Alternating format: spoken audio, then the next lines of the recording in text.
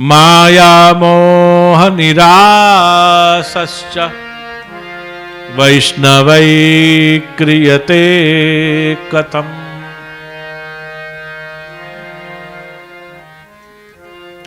માયા અને મોહમાંથી વૈષ્ણવ આખા જગતમાં જો કોઈ સુખી હોય ને તો એ એક જ છે, વૈષ્ણવ. કેમ? તો કહે છે કે જેને માયા અને મોહ નડતા નથી. વૈષ્ણવ એટલે ખાલી આપેલી કંઠી પહેરે ના તિલક કરે એ વૈષ્ણવ નહીં. હા, વૈ એટલે સ્ત્રોક્ત રીતે જોવા જઈએ તો એક અર્થ એ થાય છે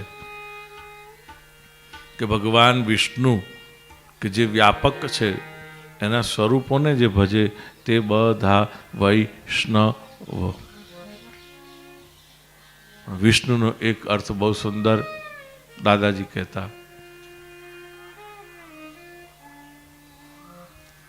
દ્વેષ ભાવ, વેર ભાવ, કુભાવ અને અભાવ આ બધાથી પર એનું નામ વૈષ્ણવ.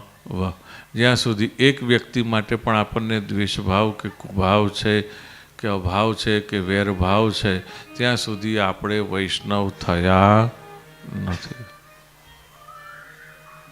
ભલે ઘરે ઠાકોરજીની સેવા કરતા હોય પણ એ વૈષ્ણવ નહીં જ્યાં સુધી આપણે આમાંથી મુક્ત થયા નહીં.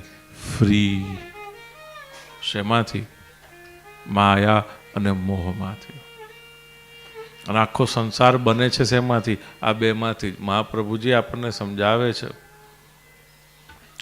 અને એટલા જ માટે કહે છે કે વૈષ્ણવોની તાકાત જો કોઈ વસ્તુ હોય તો એ છે કે આ માયા અને મોહ વૈષ્ણવોને નડતી નથી. વૈષ્ણવોને એ આધીન થઈને રહે છે. કેમ?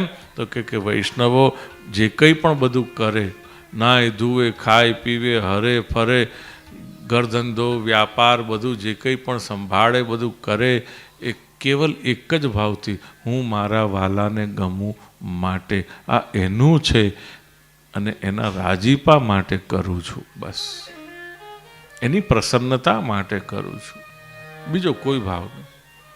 અને એટલા માટે માયા અને મોહ પણ એને શરણે થઈને રહે છે. વૈષ્ણવ ઉપર આ બે પોતાનો પ્રભાવ નથી ડાલી શકતા. they can be free. જે વૈષ્ણવ થાય એ હંમેશા ફ્રી રહી શકે છે આ બેથી. અને જગતમાં લોકો આ બેથી જ અટવાયેલા છે. સંસાર બને છે જ આ બેથી, અહંતા અને મમતા. આ બે મળીને જે બને, અહંતા વત્તા મમતા ઇઝ ઇક્વલ ટુ સંસાર. કોણ કહે છે? મહાપ્રભુજી.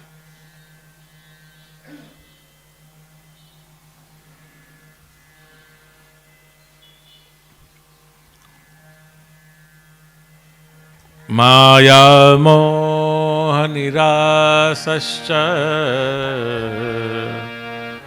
વૈષ્ણવૈ ક્રિયતે કથમ. જે જીવ ઠાકોરજીને આશ્રિત છે, પ્રભુને આશ્રિત છે, એને આ બે ક્યારેય સતાવી શકતા નથી. તો આપણે જો આ બેથી, આ બેના ત્રાસથી મુક્ત રહેવું હોય, ફ્રી રહેવું હોય તો આપણે ઠાકોરજીને આશ્રિત બનીને રહેવું. બોલો રણછોડરાય કી જય, દ્વારિકાધીશ કી જય.